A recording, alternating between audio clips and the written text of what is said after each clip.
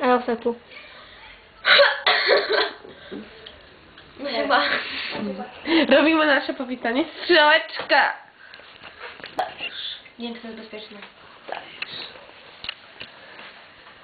No, jest. Jak Chyba po latach. wolę z łóżka. Spotkanie po latach.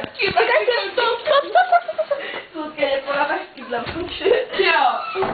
Wychodzimy z dworu, poczekaj. Spotykamy się gdzieś. Tu tam zostawmy, ale kibla. Czekaj chwilę. 3, 4. Akcja pierwsza! Ujęcie pierwsze, gaz pierwszy. Spotkanie po latach. Olga! Kinga! Nie!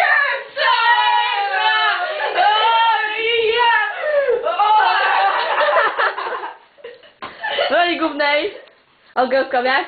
W roli głównej Kinga Szymanowska. Na drugim planie. Statyści.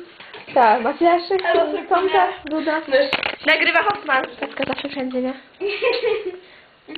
I tak to jest after party potem, po nagraniach. Zgubiłam coś. Co się stało? Co się stało?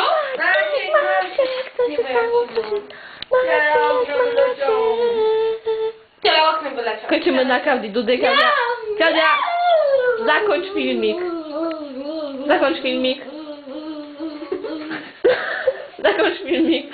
No. Weź, nagrałaś. No. To się nagrywa. No weź tak zakończ. Nakręcam filmik!